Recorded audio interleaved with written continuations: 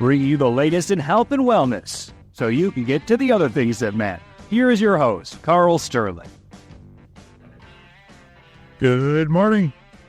Welcome to another episode of Your Health Matters. My name is Karl Sterling. I'll be your host, and with me I have the amazing Elizabeth Brusa, the other host. How are you doing today? Good. How are you? I feel really good. I feel fantastic. The weather's been great. My energy's up. I think this bracelet is helping. Yeah, I'm going to talk about some little frequency therapy that we've been doing for years at my clinic, but now I have a bracelet for this thing, and, my anxiety's down. You think it's been down? Yes. I haven't been going so, crazy at the clinic, right? Okay, no comment on that, but I know I feel better. So, hey, we are trying to have fun on this show. So, wow, September 15th already. We're here live in studio, which I love. It's just fantastic. I'm going to say some stuff you already heard before. You already know it if you've been listening to the show. And thank you, everybody. We get a lot of great positive feedback. But, it's because we want to educate. We want to bring world-class, world-renowned experts on this show to share. And today's no exception. So we're going to introduce our guest today shortly. We are a longevity-focused show. We are a longevity-focused clinic. We want people to improve their health span within their lifespan, live a long and healthy life, and, in the words of Dr. Berry, die quick. Not soon. Just don't make it a long, agonizing thing. If you can do anything about that to control it, right? So, upcoming guests, folks, I just got to tell you, I have some really great news this week, okay? So we have former ABC News correspondent Dan Harris is going to join me. We're recording Tuesday this week, pre-recording. I don't know when it's going to air, but it'll be in October. Maybe sooner. I don't know yet. Dan Harris wrote a book called 10% Happier. Dan said, yes, I'd be happy to talk about my anxiety issues. He said live on-air meltdowns in front of, 5 million people and this and that. And so he's going to join us. That's a big oops. ABC News correspondent Matt Gutman yesterday sent me a message. He wants to join. And guess what? He's going to talk about panic disorder, and anxiety. Right now, he's going through the tunnels in Israel. He sent me a note yesterday morning. He's in Israel. He's checking out the war zone. He's checking out, if you watch any of that, you're going to see he loves that kind of thing. He likes to be right there where the action is, and he's uncovering a lot of interesting stuff. He has terrible panic attacks. Matt Gutman will be joining us to record in a few days. And then next week we have Dr. Susan Sideroff, who's author of 9 Pillars of Resilience. We have Sean O'Mara coming on to talk about visceral fat. Gary Rhodes to talk about biodensity. Dr. Louise Nicola to talk about women's health and maintaining muscle mass through the lifetime. Dr. Michael Greger is going to record with me on Thursday morning this week. Dr. Michael Greger is a game changer in the business, right, of health, longevity, especially nutrition. He started up nutritionfacts.org. Dr. Mally Maloof and I record next week. Dr. Terry Walls records with me October 3rd. Dr. Thomas Seyfried, I record a week from tomorrow with him. We'll talk about cancer as a metabolic disease. So, with that said, without further ado, I want to introduce today's expert, a friend for many years, a friend of Elizabeth Toole, right? Yep. She's helped. I know she's worked. Work with me. Yeah, and And then you're easy to work with now. Oh my gosh, we really raise each other. But so I told Sherie before we went on that we're going to have fun because that's what we do. But we want to be serious too. Dr. Sherie Viencek has been a part of the integrative health field for over 30 years. She believes in the innate healing power of the body and its capacity for biological transformation. She has the following certifications and credentials. She is a doctor of chiropractic, certified nutrition specialist, therapeutic lifestyle educator, certified Recode practitioner. Now, you know about that because 3 weeks ago, I think we had Dr. Dale Bredesen on as a guest, Apollo Health Program for Reversing Cognitive Decline and Alzheimer's. And she is one of a kind, and we love her. And I want to say, welcome, Dr. Sherie Viencek. How you doing, my friend? Good morning, Karl. Thank you for that really kind introduction. I'm doing fine. I'm glad. I am so glad. So, of course, radio minutes, as I say every week to every guest, are the fastest minutes of our life. And we have 3.5 minutes till the first break. But after that, it's all you. Okay? So, Sherie, we were talking beforehand, and we did a podcast thing last year. By the way, folks, you go to karlsterling.net and scroll down and look for Sherie Viencek. You're going to see a 2-hour podcast it's like brain candy and knowledge bombs everywhere through that thing. There seems to be a lot of misinformation regarding hormones and the impact of hormones on brain health and maybe health overall. And that's all I'm going to say is I would love for you to enlighten us. Just kind of start off a couple minutes here with telling us maybe what some of the misinformation is out there. And then throughout these 2 hours, we're going to get deep into things.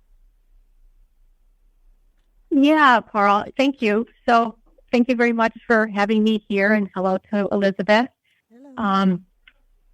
So hormones, I believe are really overlooked and misunderstood. And if so, we miss poignant opportunity for maintaining our brain health, right? Because brain health has become so, we've become so aware of the importance of brain health, and with the numbers of people that we have approaching cognitive decline and Alzheimer's. And I think the overarching message of your work, Karl, is how important it is for us to take responsibility for our health. And, you have brought to light how powerful exercise is for neurodegeneration with your neuromotor retraining clinic and your work with preventing cognitive decline with the type of exercises, the combinations with cognitive work. And your guest, Dr. Bredesen, of course, is a huge proponent of exercise as it pertains to hormonally changing BDNF and neurogenesis and more synapses in the brain. And Dr. Wall shared how she overcame MS and neurodegenerative disease with her incredible discipline and diet. And, Dr. Dorsey talking about the importance of exercise with Parkinson's. And I feel like, this exercise piece is really dialed in. And what isn't dialed in so much is in Dr. Bredesen's Recode program, there are 6 types, and it's type 2, which is the trophic changes. And I just think that, what I want to do is just unravel what these hormones do and how we look at them and how we balance them and how it affects our health. This sounds great. Well, Sherie, I'll tell you what, we're going to go to a break shortly. So on the way out towards the break here, folks, we'll be back with Sherie soon, but I just want to say we have at karlsterling.com, Karl with a K, a mailing list you can sign up for because we send out all the podcasts. If you can't listen to us live, well, you can find it different places, or you just have them delivered to you through email because after they're up on the iHeart site, well, then I send them out to everybody, and they're on several platforms. We also have daily text messaging with longevity nuggets. All right, so with that said, we're going to head out to our first break. We are with Dr. Sherie Viencek today. She's talking about hormones and the impact that they have on brain health. We'll be back after this short message.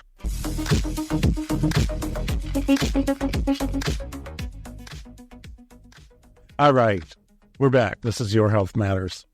And we have Dr. Sherie Viencek with us. We're talking about the impact of hormones on brain health.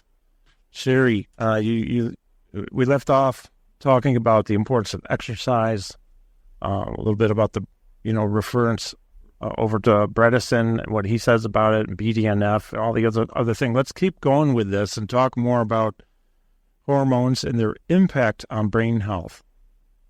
Sure. So, first of all, hormones are really powerful signaling molecules, and they can turn genes on. They can hardwire biology, as in female and male. They're important for cognition, gut immunity, building resilience.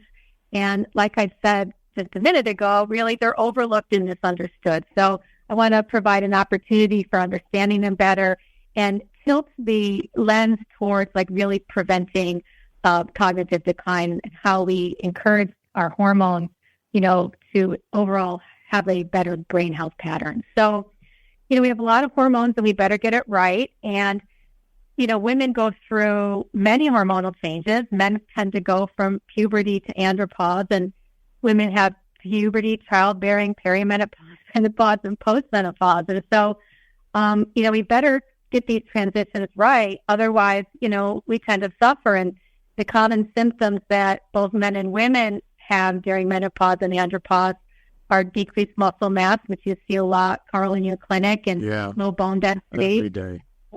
Weight gain, insulin resistance, the feeling of depression, loss of libido, and erectile dysfunction. And so we have 54 million, in 2025, we'll have 54 million women in the United States in menopause. Well, that's almost 1/3 of the population. And they're claiming that about 800 million men will be in andropause. And, I think that that's probably a lowball figure, because for men, the hormonal loss is more gradual and silent. It's not like the end of menses. And men are a little bit more reluctant generally to talk about needing help and going to get help when their hormones are going down. So, many women will talk about how, they've seen changes in their partner, their husband, their brother, their father, their uncle, whatever. And, men are more, they tend to go more to a depressed place with this. And especially when there's muscle loss and low libido. So everybody needs help, and everybody needs to understand, and we're all related to somebody. So whether it's a man or a woman, the more knowledge we have, the better off it is for all of us. So what about our brain? So women have more brain changes at menopause than men, and they have more brain changes than perimenopausal women. And what happens is the white matter intensities in the brain increase. And this is from a journal of neurology. And these brain markers of these white matter intensities have been linked to Alzheimer's disease and cognitive decline. And so there's, a lot of research as to why this is happening just in menopausal women in greater numbers than men and perimenopausal women. Because we do know that perimenopausal women also have cognitive decline, because we know that cognitive decline starts in the 4th decade of life, and that's proven on PET scans. And so this is most likely having to do with, hormones because of the change. And we also know that there's a loss of gray matter, and this reduces synaptic density and conductivity. So there's an increase of amyloid beta deposition with the loss of gray matter. And then women are 2/3 more likely to have Alzheimer's than men. And we know that men and women who have the APOE4 gene type are at a greater risk for Alzheimer's disease and atrophy in their brains. And it's been shown that women who go on hormone replacement, bioidentical hormone replacement with MRI, actually have bigger brains. They have enlarged volume in their frontal, temporal, occipital, cerebellar cortex. So this is very exciting work to be able to see these MRIs and functional MRIs of a change in brain mass.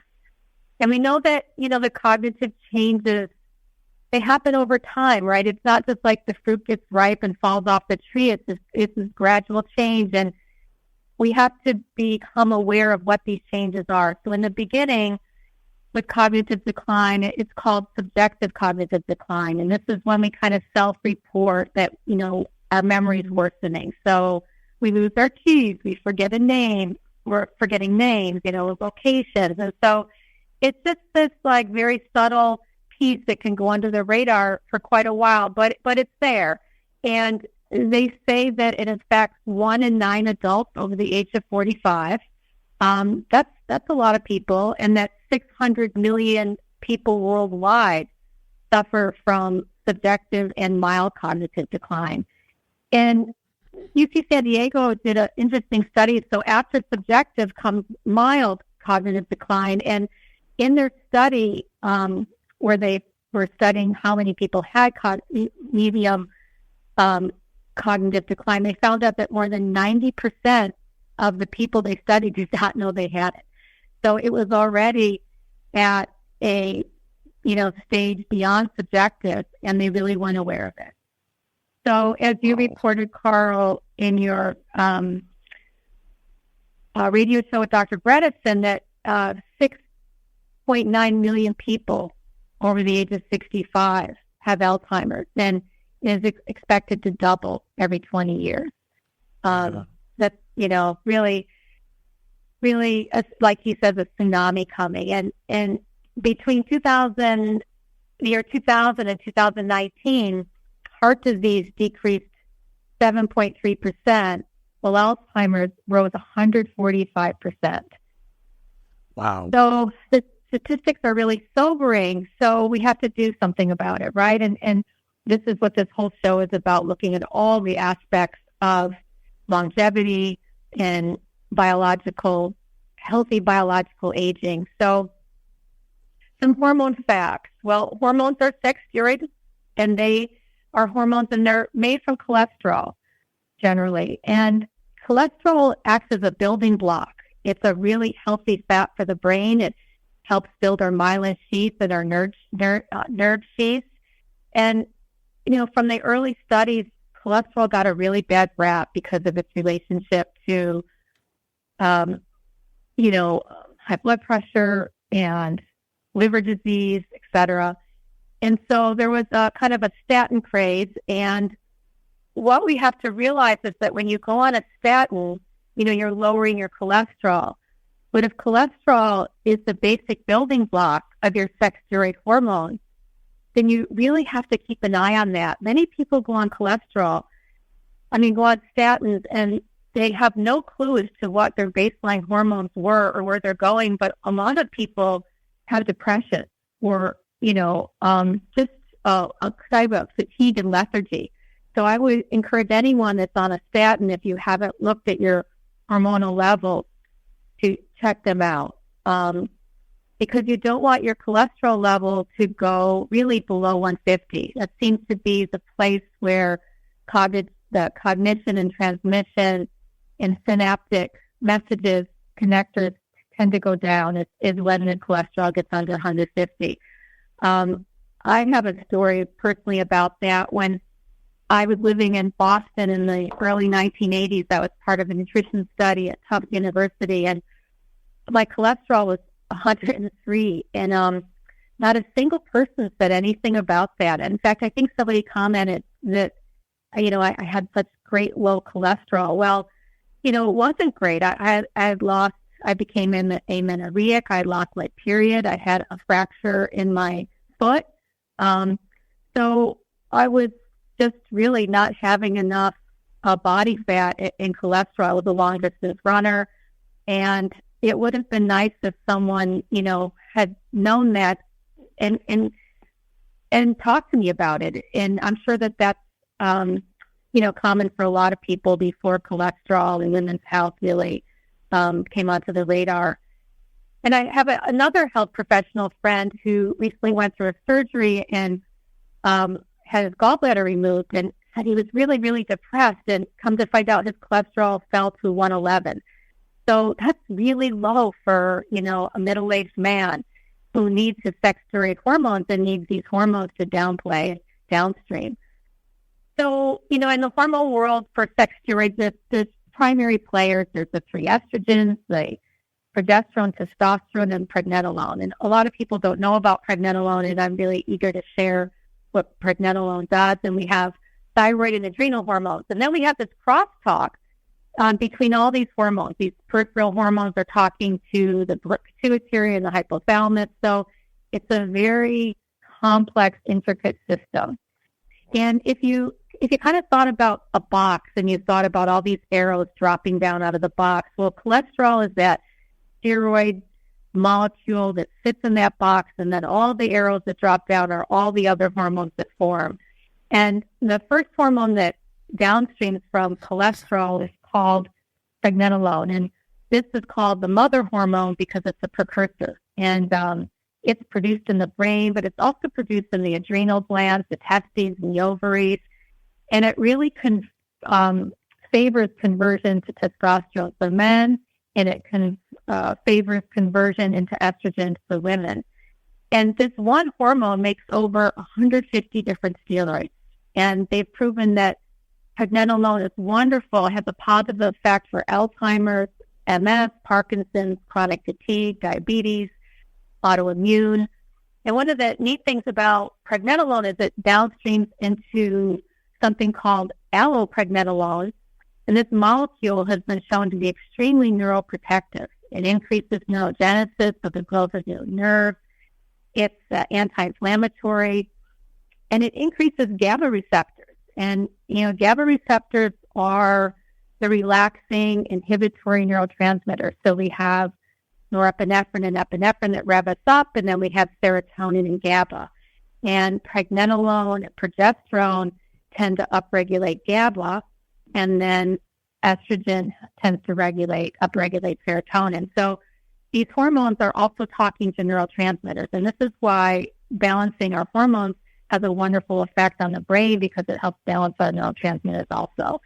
And another nice thing about pregnenolone is that it increases acetylcholine, and acetylcholine is what helps us make memories. Yeah, that's a big. Oh my gosh! So Sherie, I'm gonna jump in for 1 second, only because in about a minute we're going to a break. So one thing I'm thinking is these numbers you were saying earlier: 54 million people with cognitive decline. Oh, menopause. I'm sorry, women. Okay, 54. Oh, that's about a third of the female population. Then we have the 6.9 people. 6.9. I'm so tongue-tied. I have all these numbers in my head. 6.9 million with Alzheimer's. Million people. Yeah. Okay. Okay. So, worldwide. And then thinking about the age of the population average age is going up. Like baby boomers, they're everywhere, right? I'm one of them. And even, we have people before that generation too. And there's no shortage of boomers out there. We know that. So we need to head out to a break in about 20 seconds. We have Dr. Sherie Viencek with us, and we're going to continue talking about the impact of hormones on brain health throughout the lifetime. And with Elizabeth Brusa, Dr. Sherie Viencek, this is Your Health Matters. My name's Karl Sterling. Be sure to stay tuned. It's going to get even more interesting, folks.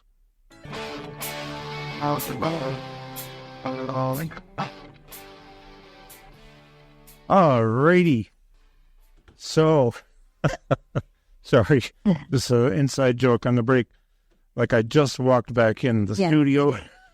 Just walked in. Well, the coffee's very important. Coffee is important to you. I have some news that just came in the past 10 minutes that the producer, the creator of the series called The Blue Zones, Dan Buettner, is going to join us.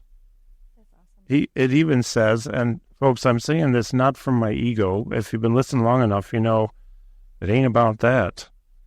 Thank you for reaching out. We're a big fan of your work. We definitely want to collaborate with you.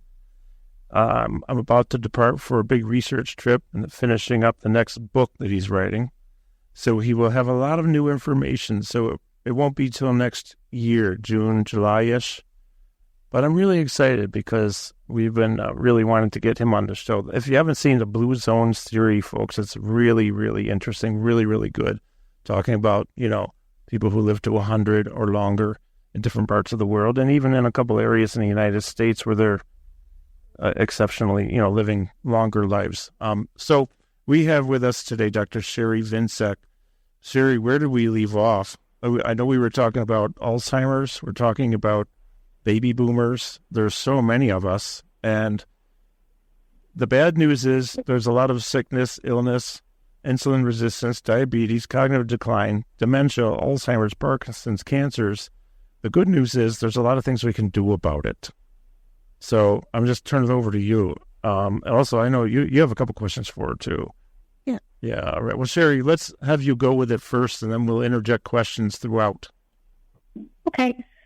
So we left off talking about pregnenolone, and the last thing we said was how that it increased acetylcholine, which was really helpful for memory foundation. So here's a really great example of a hormone, a steroid hormone affecting the brain in a really positive way.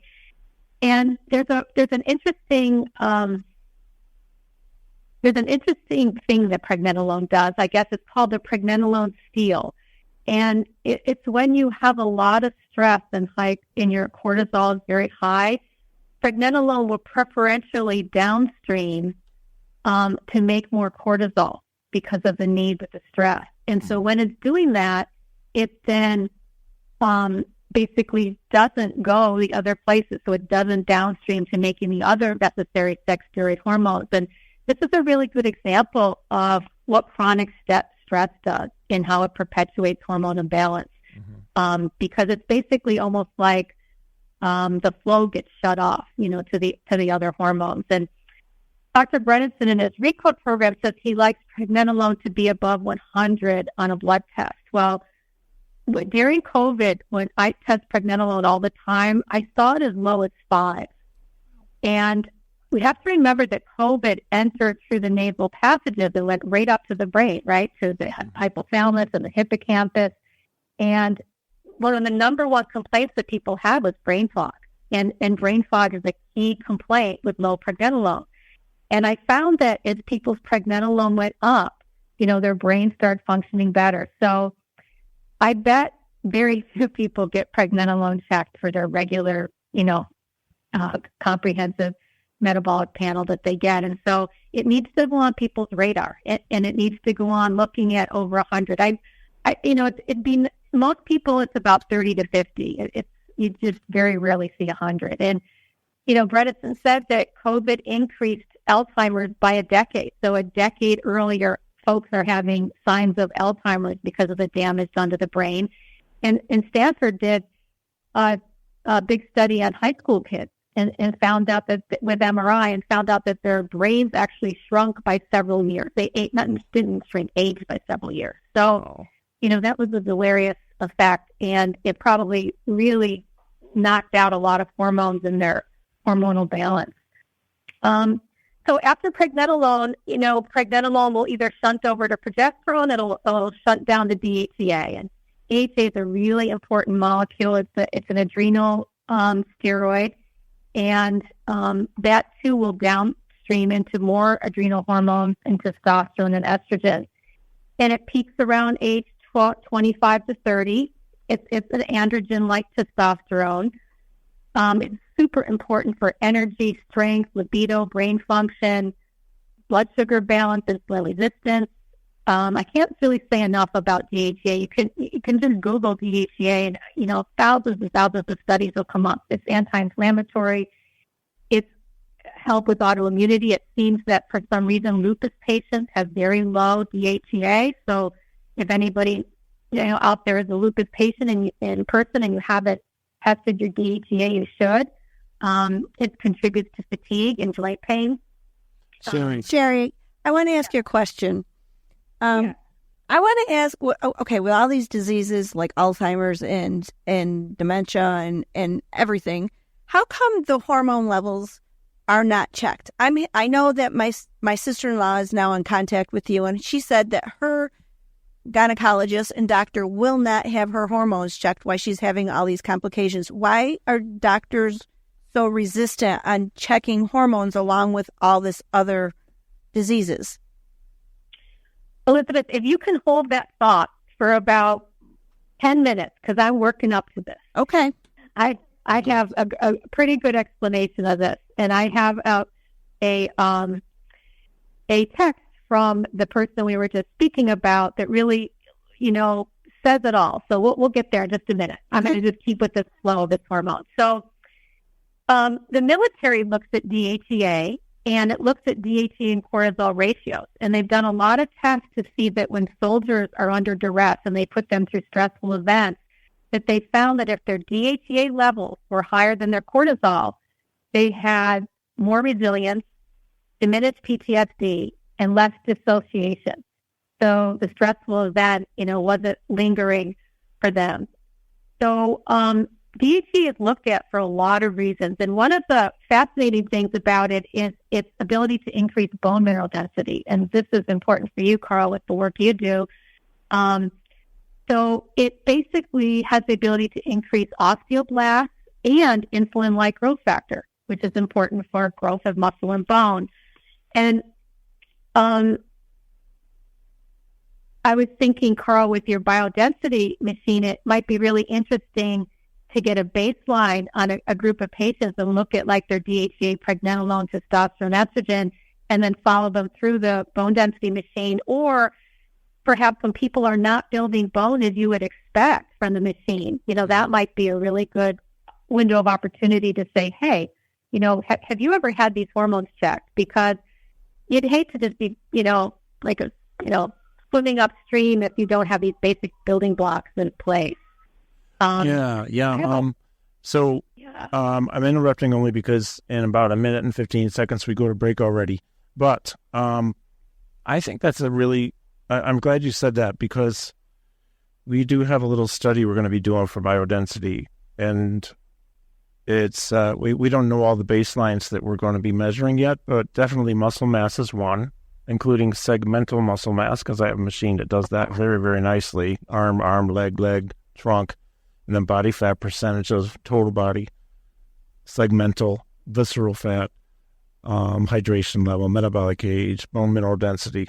And but this hormone measurement sounds like a fabulous thing to be measuring. I have to talk with Joe, Lee, the people at Biodensity, and Dr. Berry. Maybe you want to get in on that. We do have to go to a break in a few seconds. We're with Dr. Sherie Viencek. We're going to come up in the fourth quarter of the first hour after a short break. Then we've got a whole another hour to be with Sherie and learn more, which I can't wait. So you're listening to Your Health Matters, and we're so excited to have Dr. Sherie Viencek with us. My co-host is Elizabeth Brusa, and we will be back after this short break. Hello, and we're back on 570 WSYR, and I'm Elizabeth Brusa, and I'm here on Your Health Matters, and we are talking to Dr. Sherie Viencek. Karl had to do something, so I am. Oh, look, here he is. Thank God. You're great. You're the best. Thanks. Okay, Sherie, we're back. Let's go. Let's keep going. Okay, so we left off talking about DHEA and how it increases osteoblastic activity, and the idea of, looking at maybe people not building bone or even using it as a baseline in your study, because I think that you have to look at these hormones. You have to see where they are, and the DHEA in the blood is DHEAS. It's a sulfate, it's storage, and then the DHEA in the saliva is refractionated, and they're not the same. And it's very interesting. It's a really quick story. So I have a woman patient that has osteoporosis, and she was on Fosamax and reclass. And, the idea of when you get a reclass injection and you check up a year later, like, what do you do in that year? It's kind of a ridiculous wait period that your DEXA isn't approved until a year or two, right? Because there's so much you can be doing in the meantime. And this is the whole purpose of your biodensity machine. And so what I did was I looked at all of her hormones. We did a really deep Nutra-Eval panel looking at all aspects of nutrition. And then there are urinary and blood tests that are really simple and easy that are baselines, like NTX and C, allopeptide, and osteocalcin, and something called P1NP, procollagen, type 1. And so what these guys are, they're simple, easy lab tests, the Quest, the LabCorp, and they tell you if you're, breaking down bone or making bone. So they're indicative of osteoclast or osteoblast. So it's a great way to find out what's going on in that interim period before you're waiting for that next DEXA. And why I'm telling you this story is it's really interesting that she was low in all of her hormones, a lot of different nutritional values, and as she started to replace everything, all those values started going up, but DHEA. So DHEA was okay in the blood, but it was dropping in the saliva. And I think that this is a physiological process of the body using it up. I think the body was using up, her DHEA to make more bone.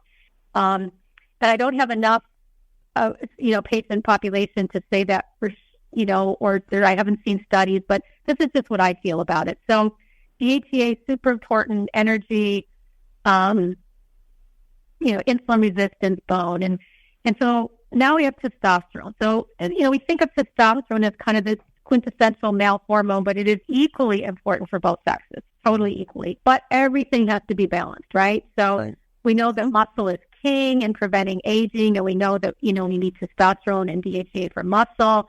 We know testosterone is helpful for the heart and cholesterol and blood flow, equally important for women. And the University of San Diego released a study recently that said testosterone appears to reduce pathological tau biomarkers in the brain associated with Alzheimer's, and it is neuroprotective for the brain.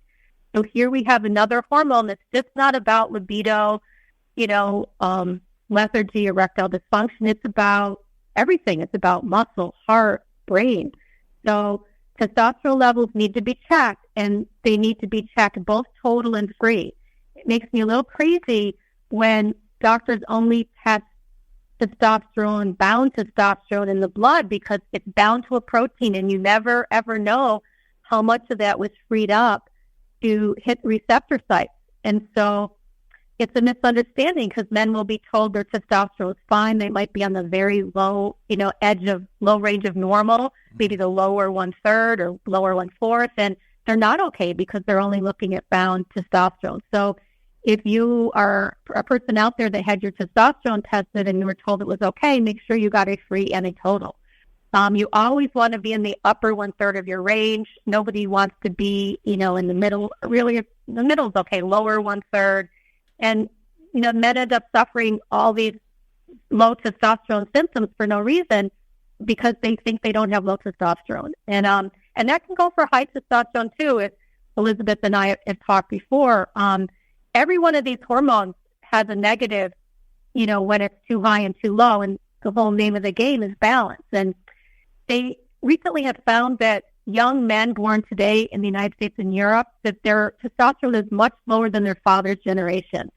And I have a deep feeling that this is really related to endocrine disruptors, the glyphosate, the plastics, the pesticides, and then all that work looking at Parkinson's with environmental toxicity. And unfortunately, men tend to be more on the frontline work of exposure, basically, in the military, industrial sites, agriculture, the firefighters. Those 9/11 first responders had a 9-fold increase in early dementia. Yep. And then, you have those chemicals at Camp Lejeune.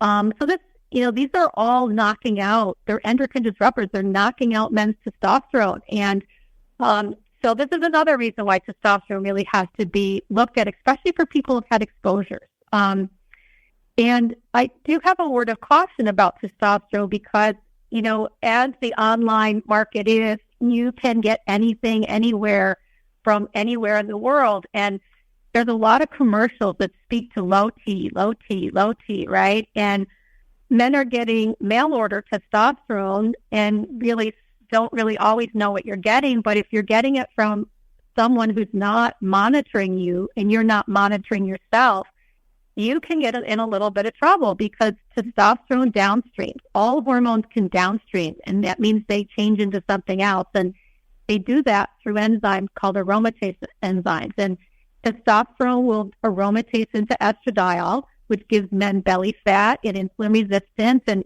increased breast tissue.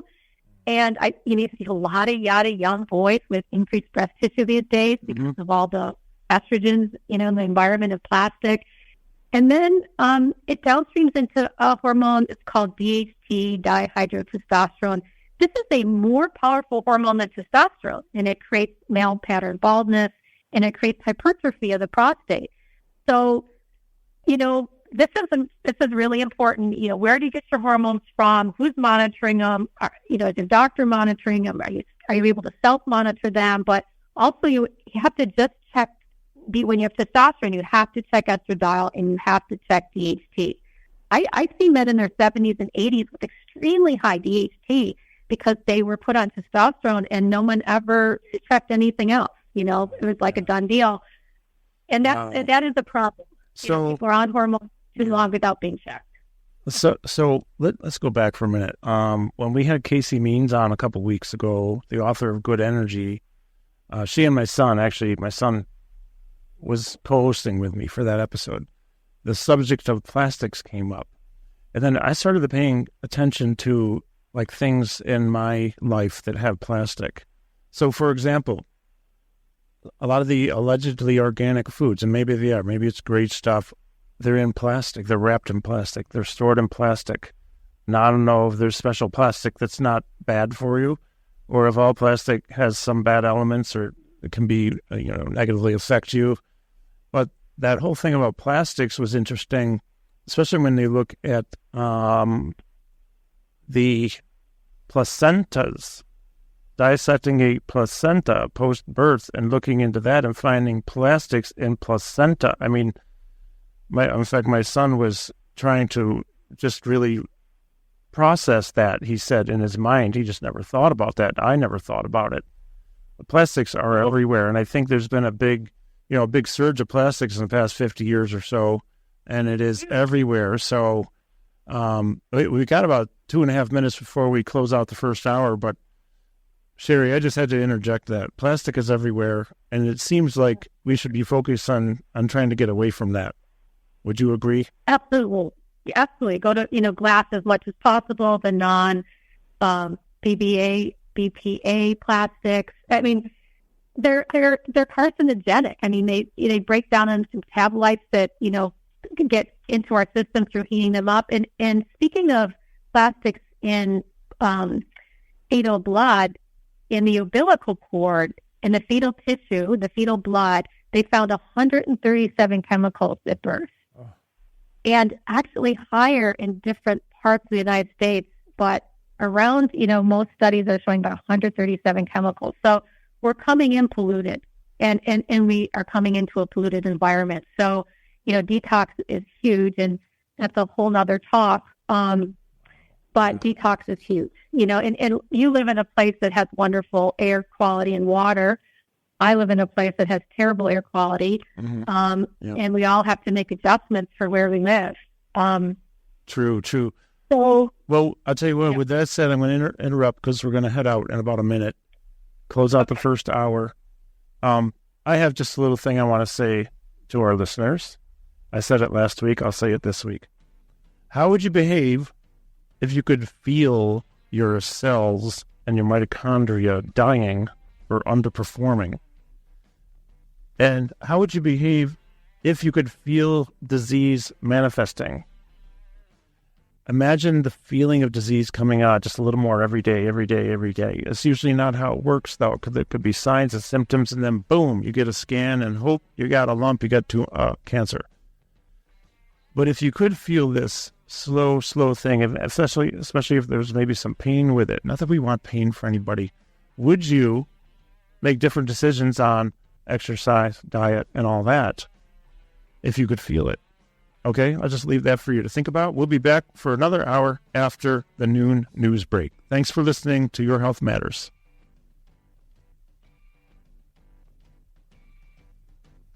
The preceding was a paid program by Karl Sterling. The content of this show is that of Karl Sterling and does not represent the views of the station or iHeartMedia. Some of the information contained in this program has not been approved by the FDA, nor is it intended to diagnose, prevent, treat, or cure any diseases. Information has been for general information only, and before considering anything discussed, you should contact your doctor or primary care physician. Have officially sponsored the show for us now, so part of the show is because of them. Well, we happen to have both of those. In our clinic, we have a biodensity machine, and we have 5 power plates now. Let's talk a little bit about power plate. It uses precision wave technology to send tiny vibrations through your body up to 50 times per second. This vibration training activates more muscles, burns more calories, improves circulation, wakes up your nervous system, sends more information to the brain, and it assists in muscle recovery. Now, I could keep going on and on and on with other benefits, so why don't I do that? Because I have it right here. We can help to improve posture, decrease neuropathy, improve gait or walking, amplify muscle mass and strength, increase bone density, joint stability, and spinal stability. I was diagnosed with early stage COPD a long time ago. Well, guess what? Between peptides, intense cardiovascular exercise, breathing exercises, and power plate, when I lay on it, it shakes all the mucus out of the lungs. It's a little bit gross, but you know what? You lay on it on my back for like 8 or 9 minutes, on my front 8 or 9 minutes. It gets that stuff jiggled out of your lungs, and you cough it up, spit it out, and boom. A year and a half later, I'm diffusing 200% oxygen almost instead of 70% 2 years ago. So I am not even in the asthma category anymore. And I've never felt better than I do these days physically. So there's a whole lot we can do using Power Plate. And we're so glad to have them as a sponsor. The therapy, the diminishing pain for a lot of people, it's just unparalleled. And of course, then we have biodensity. And we're talking about hormones today and the impact on the brain. Well, hormones and the body, hormones and longevity, hormones and quality of life. I'm a boomer. I know I would easily lose muscle if I didn't build and maintain it. We must have strong muscles and strong tendons. There's a difference in the tendon density to muscle. You can have big, strong muscles and weak tendons. It's possible. So we train your tendons. We train your muscles. We get all the muscle fibers. We get the type 2s. We get the type 1s. We get the tendons because those are connected to bone through cartilage. And you need to have good quality bone strength. If you don't have enough muscle, there's a good chance your bones are going to diminish in their density. So you're at a higher fall risk and a higher fracture risk. Biodensity helps you to build muscle, to build tendon strength, to build bone density. And to this date, we only have one person who has not had an improved DEXA scan out of all the people who've come in. And that person just happened to be somebody who stopped eating protein. Well, she's eating protein now. So in a few months, we're going to remeasure, right? Because maybe she would have had even less bone density if she wasn't doing biodensity. But we're getting fantastic results on this for the same price as about 2 massages per month. You can come in. You can use this machine. You don't need to warm up. You don't need to wear gym clothing. You can wear your suit or your dress or your business clothing, and you just get on it. You do the isometric max osteogenic force loading contractions. By the way, on October 6th, we have Gary Rhodes coming on. He's the Global Development Director for Biodensity. So he'll be you're going to love listening to him. I love listening to him because he just goes and he's got so much information. So we have those two things. They're owned by PowerPlate Biodensity, are owned by the same company, Performance Health Systems. We got them both. If you want to know more, you want to try it out, please get to karlsterling.com, Karl with a K. Send me a message from there. My phone number's on there. Text, call, we'll get you in. We're back with Sherie Viencek, Dr. Sherie Viencek. And I was rambling a little bit there, but I want to make sure people realize that we can help them with their bone density here because that's so important. Sherie, let's keep going with what you're talking about, okay? Okay. And Karl, I just need to add with this client that did not improve on your bone density and they weren't eating protein. As we age, it's really common to have lower secretions of hydrochloric acid, and you need your HCl in your stomach to digest protein. So that would be something to check. And, actually you can do an amino acid profile, but at a basic place, this person may need to want to bring in some HCl to really be breaking down their proteins so they can absorb their amino acids for bone. Oh, good. Good idea. Yeah. Yeah. So I'm going to kind of tug along through outlining these hormones and what they do, and then I'll kind of have a whole bunch of different topics to talk about. I want to try to squeeze in thyroid hormone. Super, super important in this piece too. So just to say, there's 3 types of estrogen. There's estradiol made in the ovaries. There's estrone, which is converted in the fat cells in the adrenal glands mostly after the ovaries kind of stop their job. And then estriol, which is considered E3, another estrogen. And estrogen, every single study out there just about has been showing that, the brain, estrogen reduces both beta amyloid plaquing and toxicity levels. It's, stops neuroinflammation. It's neuroprotective.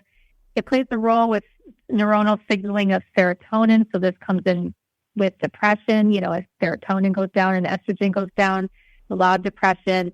It helps with spatial and verbal memory and fine motor skills. Wow. And we see, early on, if anybody has teenage girls in their house, you can just see when they have PMS and that onset week before their period starts and they become moody and depressed. It's like a curtain drops, right? This is the power of hormones. They're starting to fall so that it can create the shedding of the lining of the uterus. So, anybody that's lived with a teenage girl with PMS knows exactly who's here. And then estrone. Estrone is another estrogen primary source after menopause, but it's a complicated estrogen, and I really want people to hear this. So it makes metabolites, and those metabolites can cause proliferation of cysts and uterine fibroids and potentially breast cancer because it is very proliferative. And we have to really measure and test our hormones because estrone is not on the radar in most tests. And if women are overweight, their fat tissues start to convert into estrone. And when they have a dysbiotic gut, estrone is not broken down because of the imbalance of the gut microbiome and not good bacteria to complete that conjugation and deconjugation. And so you'll reabsorb that estrogen. So now you become estrogen dominant, and it's a classic example of hormones being imbalanced and not coming from an outside source. This isn't coming from endocrine disruptors and plastics. Sherie, this is endogenous. I have to interrupt. We have to go to a break. We'll be right back after this short message, folks. Thanks for listening.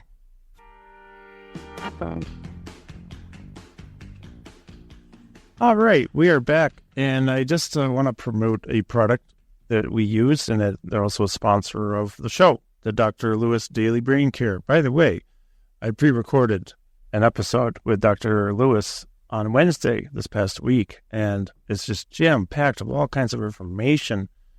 And in fact, it was such a long episode that the first hour will air at some point in October, and then it'll be an overtime on YouTube only. But let's talk about this Daily Brain Care. It's a powerful combination of 6 functional foods with full spectrum molecular weight.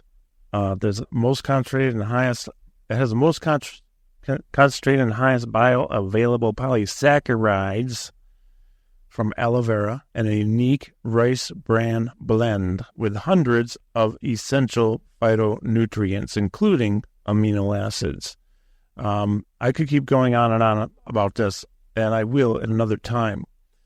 Basically, I just want to say that Dr. Lewis has over 150 published, peer-reviewed research papers. Not that it matters to the quality of the product. He's a real gentleman. He's a really smart guy. He's been doing this a long time. And when I take this, which I've been taking it, we figured out just over a year, I have mental clarity that I don't, and I've never had from anything else. It also helped my sleep. So we carry it at the clinic, although we're out. We'll probably have the new stock in on Wednesday. And just know that Dr. Lewis Daily Brain Care, you can also order off my website. Go to karlsterling.com, Karl with a K. Go to the sponsors page, scroll down to the Daily Brain Care, click, and go to his site, and you can order it there too. So we're with Dr. Sherie Viencek, talking about hormones and the impact they have on the brain and the body throughout the lifetime. Sherie, all this stuff is just so interesting to me that hormone levels are not checked a lot of times by doctors. And I just want to echo Elizabeth's question earlier is like, why don't they pay any attention to this? Because just slightly off, high or low, they can really mess with us. They can create, this people you see with the extra breast tissue, males, I'll just specify that, and the belly fat. And I don't know if it has any effect on visceral fat, but I know that we have a lot of people out there with some very high visceral fat. That's not good. We don't want that. Yep. There has to be an effect on that too. Why don't these doctors consider hormones and testing them? Okay, I'm going to have to cut to the chase to answer this for you and Elizabeth. The bottom line is we need them, right? But we need to test them, and we need to retest them, and we need the right combo. And we all have this unique hormonal footprint, and we have to be looked at as an individual. So to be honest, most primary care providers are not educated on hormone replacement therapy and do not feel comfortable discussing it or prescribing it. And think about that. We have 53 million women in menopause, right? So, and these women, many of them are, maternal heads of household or, have big extended families to care for. They have their children, their parents, their grandparents. So it's a societal loss when somebody is going through menopause and having all kinds of symptoms that make them stay up all night because they're hot flashing or have, breast tenderness and headaches and bone weakness and joint pain. I mean, we have to think about kind of the care of the society. It's going to help all of us to address this, right? Every single person. I remember stories of women talking about when their mothers went through menopause when you didn't even use the word menopause, and they just thought they were crazy or mean or, just saw their depression and it was just never really addressed. So women's health really wasn't, addressed in the way it needed to be addressed, and we all know that. And I want to insert something here, Elizabeth. This is for you. So I received this text from a patient that said, quote unquote, "I have a question about my lab test you'd like me to get from my primary doctor. I reached out to my primary practice, and they suggested I have my gynecologist run the test, since hormones are not their expertise. My nurse practitioner said that I haven't seen for years has left, and the current one I only met one time said she doesn't want to run the labs because she can't interpret them. The last time I talked to my gynecologist, she wasn't interested in running any tests." Wow. So you see this incredible runaround. I mean, folks, let's get educated, right? So the actress Halle Berry was recently misdiagnosed with herpes when it was actually perimenopausal symptoms, and she was really outraged. She's a woman of means. She can go to expensive concierge practices, and she thought, well, what are the other women doing? So she started doing some research. She found, this is going to answer your question, Elizabeth, less than 30% of medical residencies offer a formal menopausal curriculum, and 80% of OBGYN residents admit to being ill-prepared to discuss menopause symptoms or an expertise on hormone prescriptions. It translates into a lot of unnecessary health issues and eventually cognitive decline. And I bet it's the same for men, with andropause, because, men may be given testosterone a little bit more liberally than women are given estrogen, but they're not looking at the other hormones and they're not looking at where it's downstream.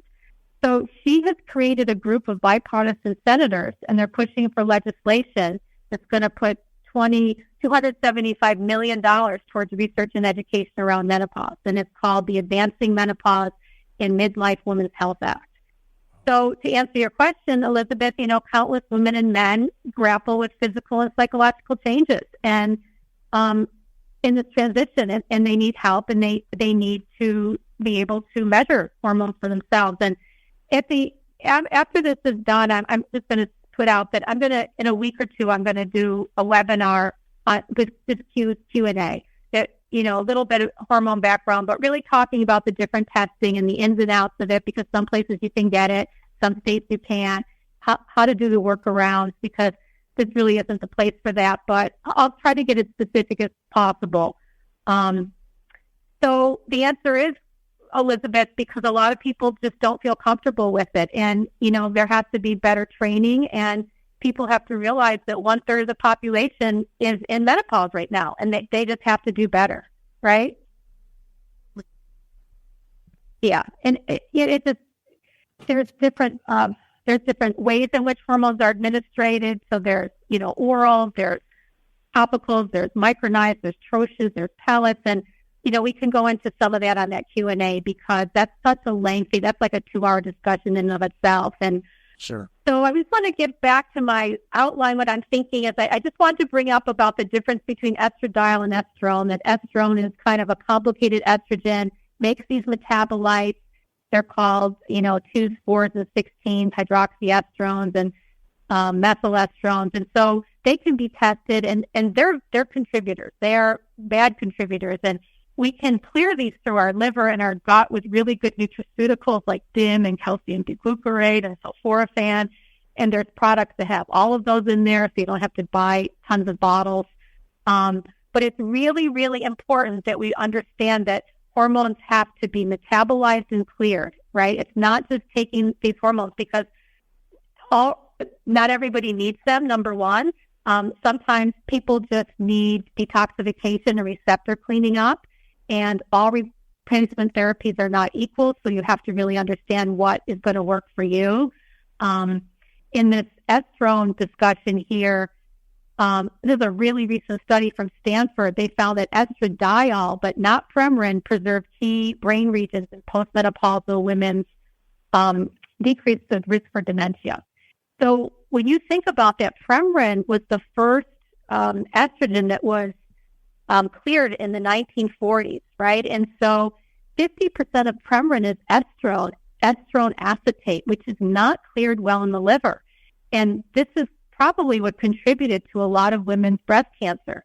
And when you think about it, really, we're getting hormones from a pregnant mare, right? A pregnant horse, like a 3,000-pound beast. We're taking in these hormones and metabolites that our liver and gut were never designed to break down. So, the beauty of biological, bioidentical hormones is just that. They're bioidentical to what our body makes. So they are really, in my opinion, the only hormone to be taken. So if anyone is on Premarin, they should do some investigation around that. I don't see why anybody should or could or needs to be on Premarin at all. Okay. Sherie, and then lastly... if you don't mind, I'm so sorry. We're going out to break in about 45 seconds, bottom of the hour news. Hold on. Please hold on to what you were going to say. Okay. All this stuff we could go weeks having you as a guest every week. We got to have you come back too. And we will do this very soon. When we come back, I have a little thing that I'm going to read. It won't take long, about what's ailing our doctors. Okay. And the growing crisis that is facing physicians in the United States. This is going to dovetail into this whole, thing we were just talking about, testing hormones and the lack of testing that's happening and all that. So this is Your Health Matters. We're with Dr. Sherie Viencek. My name is Karl Sterling. I'm with Elizabeth Brusa. We'll be back in a couple minutes.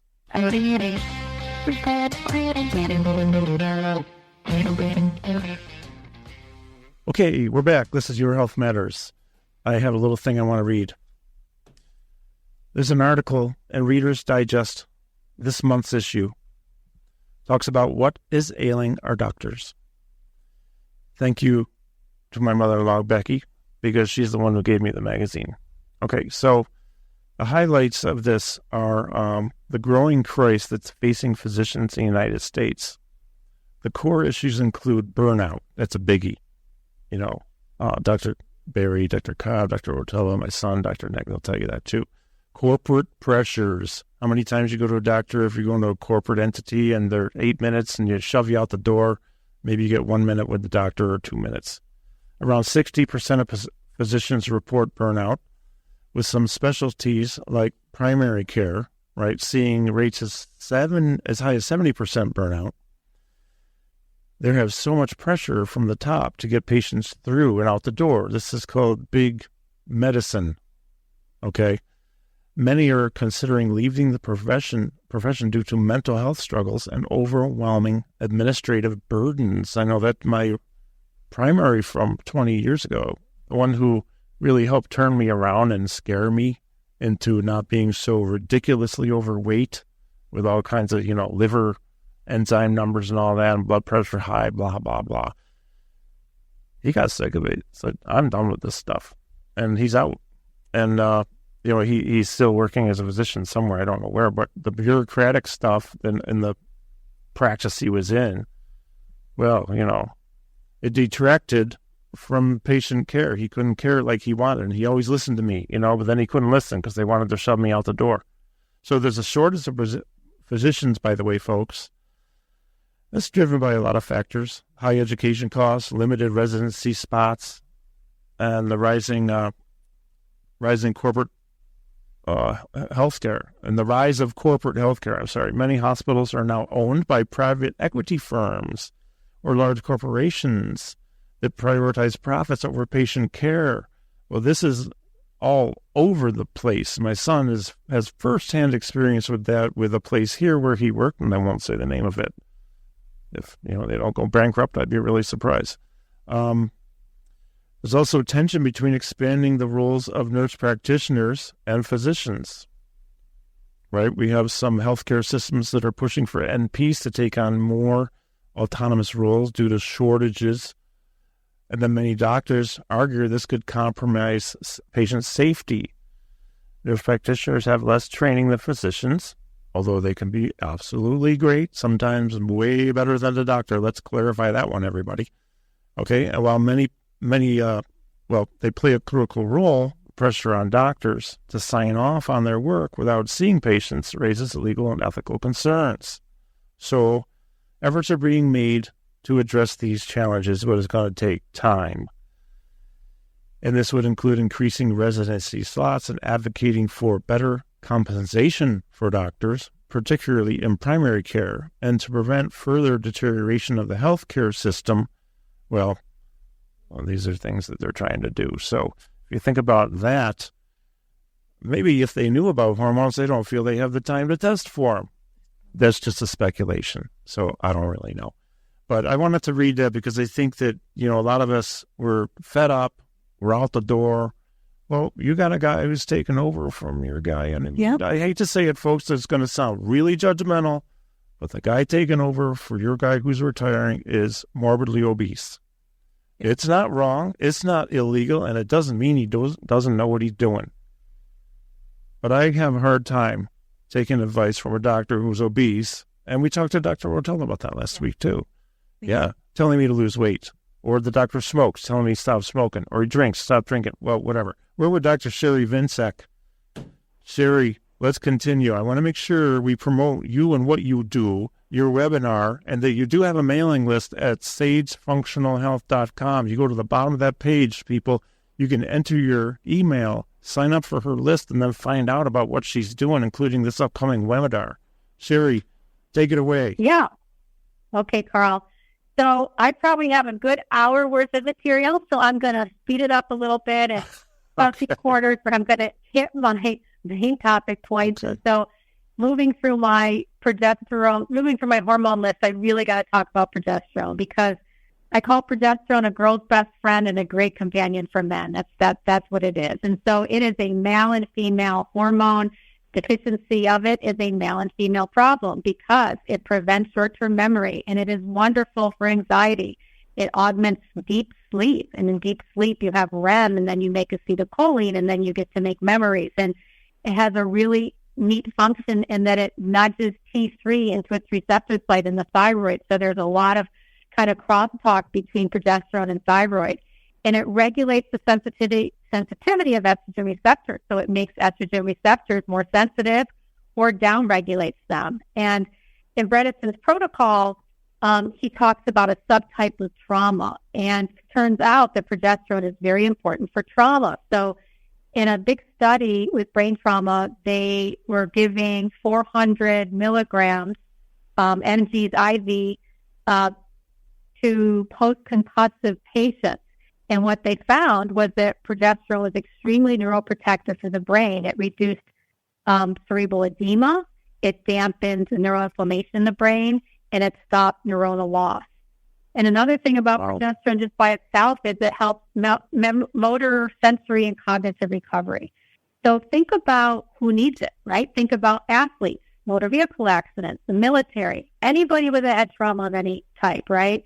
I remember my daughter got hit in the head with a football in high school in the gym, and I really think about this now. I really could have used progesterone, right? And you don't have to use IV. You can get high-quality, bioidentical progesterone over the counter, and you can email me on this. And there's different dosages, and and here's something you'll find really fascinating, Carl, that Mount Sinai Hospital did a study, which is published in PubMed, where when they had COVID patients in the hospital, they either did standard of care or they did standard of care and added progesterone.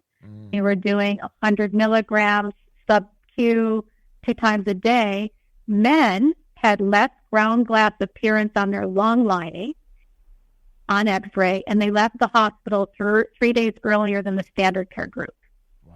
And women who were perimenopausal, and I don't know why they just studied perimenopausal women, required less respiratory support and shorter hospital duration maybe because the menopausal piece with hormones, going down, I don't know, but all people, men and women, had reduced neuroinflammation from the cytokine storm, and it dampened that storm, and this is why their lungs improve. So progesterone is very powerful, and we have to remember testing it, for men and for women. It's really good for sleep and anxiety. And some people, sail through life unscathed through menopause and andropause. Some people have minor symptoms, and I see people in their 70s still with hot flashes and interrupted sleep. So not everybody needs hormones, but the people that need hormones need them, and we need to test and address them, right? So we need to look at stress and socioeconomics and environment, because they're all playing into that. Well, so I want to interject here real quick, because first of all, anxiety and stress, it's everywhere. This seems to be part of our lifestyle these days, maybe more than ever. We also have, this cortisol production that's causing a lot of problems, too much cortisol. And then, for some reason, I lost my train of thought just now. But what I really wanted to say is that you can help people with all these things. So in the last quarter, because in 90 seconds we'll go to break, but in the last quarter, I want to make sure we get your information out there. But before we go to break, I want to say you're originally from the Syracuse area. You grew up in Strathmore, right? Correct. Yep. And your mom is still there, if I understand correctly. I know your mom, Judy. I love her. Hi, Judy. Yeah. I have a lot of relatives in Syracuse. Most of my family's there. Yeah. Yeah. In fact, we had somebody come in the other day who knows your mom, who lives in Strathmore. So it's kind of cool. I was in the real estate business back in the 90s, had a broker license. Your mom and I were with the same office for quite a few years. So that's where I got to know her. But, yeah, you're from the area, and you're still helping a lot of people back here. And so I want people to know that you can help them. And we only have 30 seconds left. We got to go to break, but we'll talk about that. So you're helping a lot of people back here, and they appreciate it. We appreciate it a lot. Thank you, Carl. So tell you what, let's head out for the last break. And you're listening to Your Health Matters. Our special guest today, who we're going to have back in the very near future, in the next couple of months, is Dr. Sherie Viencek. We could go on for weeks, and I love it. So we'll be back after this short break. Thank you. All righty. Well, we're back for the last segment of Your Health Matters. A couple of things I just want to mention here really quickly, folks. We do have a clinic in Camillus, and I am here to promote it. That's something I want to make sure you know, that we do pretty much everything, if you're looking to burn those extra calories, burn that fat, lower that visceral fat, and increase muscle mass, bone density, balance. If you're looking to improve cognition and memory, multitasking skills, reduce fall risk, reduce falls. Well, we're the people. We have the stuff that nobody else does, so we can do the stuff nobody else can. And it's not just because of the equipment, it's because of our knowledge. And it's not my ego, it's because I've been studying this for years, and it's just what I do. I'm not normal, and I don't ever want to be normal, because normal stuff gets normal results, and we get better than normal results, above average, and that's just what it's all about. However, you need to invest in you, okay? We unrolled new programs this week because what we're trying to do, even though we're very busy and I have very limited space for any new clients myself, I have almost no space. But we do have plenty of space for people who want to do a power plate program, but the biodensity program, we have space for that. You do need an appointment, but you call me, you text me, 315-935-7488. Set up an appointment. We'll get you in. You don't have to give us any money when you come in the first time. We're there to show you around. We're not salespeople. I'm not going to pressure you.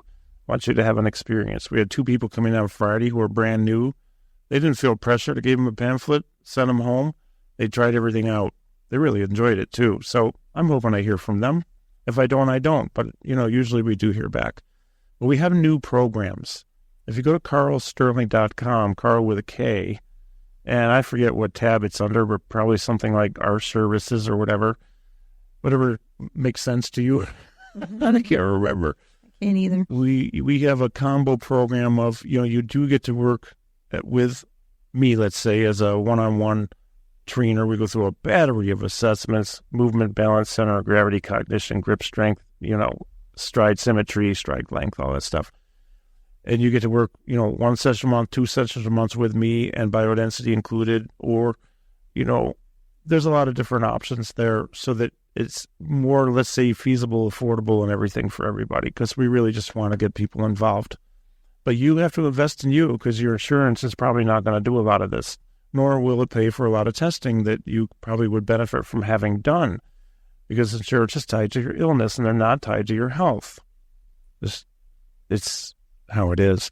Sherie Viencek can help you, though. She can help you like no other. And so we want to make sure, Sherie, in the last 6 minutes we have here. Oh, man. Thanks you so much for joining us, Sherie. I want to make sure people know where to get a hold of you, but let's continue with our conversation and hit whatever high points you want to hit in these last 5 or 6 minutes. Okay, thanks, Karl. So I think a really important high point here is when's the best time to start hormonal therapy. So it was found that if you began it at age 55 or older, it showed the most significant reduction in overall biological age. And a study recently out of Stanford, 2024, showed that continued use versus stopping had more metabolic activity and a greater number of brain regions in the brain. But when you stopped it, it started to reverse. And the Menopausal Society 2022 came out with a new statement that said routine discontinuation of HRT at 60 to 65 years of age is not supported by the data. So basically it used to be, the old way of thinking, take hormones for a couple of years around perimenopause. Once the, major symptoms went down, it stopped. Well, nobody was addressing quality of life and brain health, right? Brain health was not on the radar then.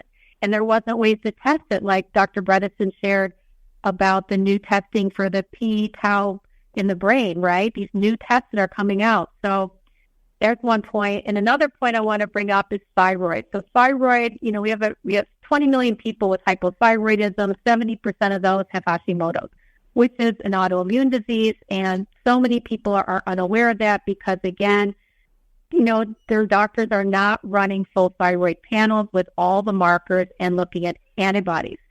And what I really want to drum home here is that I really feel that free T3 is really the queen here because the brain preferentially uses T3. So it jumpstarts metabolism. It's good for cognition and brain fog. Super important for depression. So the American Association of Clinical Endocrinologists say that every single person with depression must be worked up for subclinical or clinical hypothyroidism because depression remains the most common symptom. That is not happening. In Italian studies, 65% of depressed population had low T3. American Psychiatric Association said that a non-refractory depression, people that are not getting better, supports the use of T3. And here's something that's even a little scarier, is that some people genetically lack an enzyme. They have a genetic SNP. It's a 2-deiodinase enzyme that converts T4 to T3 that helps actively transport T3 in the brain. So, some of us are just born with these SNPs, and so we just really have to be checking because we need to know. We need to know at least baseline in blood, and blood is only blood. It's not what, got into the receptor sites, but it's at least a start because you can't get a free fractionated thyroid. And I just have a couple really cool little life hacks for better brains. So napping. It turns out that the UK Biotank looked at 35,000 people who napped several times a week, and they had larger brains by 15 cubic centimeters.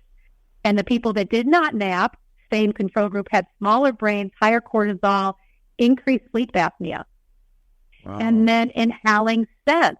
So it turns out that this was actually a randomized controlled trial that inhaling a pleasant aroma during sleep. So they had people have a scent for 2 hours during the night for over 6 months, and they had a 226% improvement in memory compared with the control group who just had a trace of the smell.